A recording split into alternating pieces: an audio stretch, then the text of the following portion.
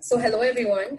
Our project name is COVID-19 Stay Safe Data Map, and I think the idea behind our project was to get used to new normal by taking all the necessary safety precautions and be informed necessarily of the precautions being taken at different locations. So the bigger idea is to expand to include many geographical regions as possible and different establishments as restaurants, cafes, salons, and if they're taking safety precautions, and only if these places can be avoided and or can be avoided. So the one stretch of this goal was to have top 10 and worst 10 places in Vancouver to pressure the worst places into following guidelines and safety precautions. And the thing is that this project can also, the map can be tailored and can be used for future frameworks, and the frameworks can be used for future pandemics and or outbreaks. I think, which is a plus point for this project. And we use HTML, CSS, JavaScript to create website. We also plan to use existing data sets available and also have users log in to provide data. And this data is what we would use to generate results. So for the Google Maps, we plan to use an API key to create the markers indicating the status of a place. And I'm going to quickly share my screen and give you a summary and what our project really look like.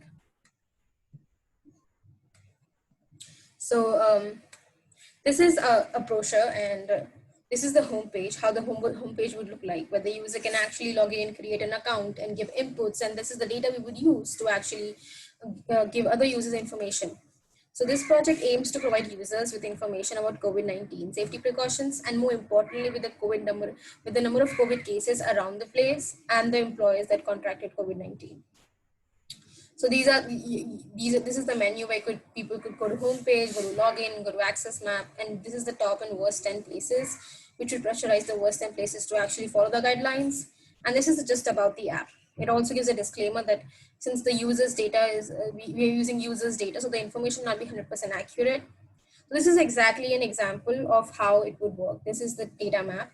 This is the place where person would input the data of where and of what location does he want the results for. And these are the results which are pretty specific. They show you if the place is open or closed during the pandemic. It shows that the masks are enforced, that the social distancing guidelines are being followed, and if COVID-19, what are the number of COVID-19 cases and the employers who contracted COVID-19. And this is an example of it. Miku Vancouver is a place in Vancouver, and as you can see, it tells everything that a person requires to know whether this place is avoidable or he or she should actually take care while going there. I'm going to also show you a part of a code and a part of the process that we did.